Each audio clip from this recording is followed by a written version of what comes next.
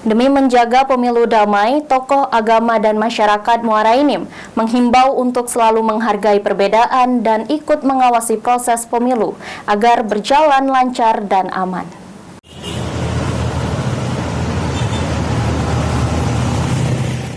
Saat ini telah berjalan proses kampanye untuk pemilihan legislatif dan pemilihan presiden dan wakil presiden. Untuk menjaga keamanan dan kondusivitas di kawasan Kabupaten Muara Enim, tokoh agama dan tokoh masyarakat sepakat menjaga pemilu damai.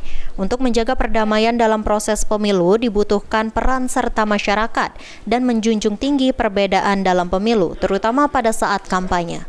Tokoh masyarakat, tokoh agama, organisasi kepemudaan, dan organisasi masyarakat menandatangani kesepakatan untuk menjaga pemilu tetap damai.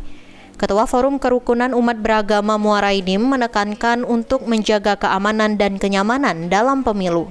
Butuh kesadaran masyarakat untuk tetap menghargai perbedaan. Bukan cuma perbedaan dalam pilihan, perbedaan agama dan suku tetap harus dihargai.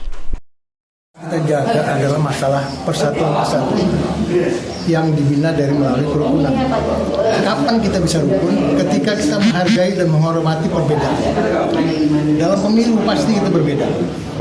Intinya, jaga persatuan dan kesatuan dengan menghormati perbedaan dan menghormati masing-masing pilihan. Kalau itu dijaga, insya Allah kita akan tetap bersatu dan menghidupkan demokrasi di tengah-tengah masyarakat. Tugas mengawasi jalannya proses kampanye ataupun pemilu sudah menjadi tanggung jawab semua elemen masyarakat. Dengan ikut serta dalam pengawasan pemilu, kita bisa menjaga kondusivitas dan keamanan yang terjadi di Kabupaten Muara Enim selama pemilu. Mardiansyah, PAL TV.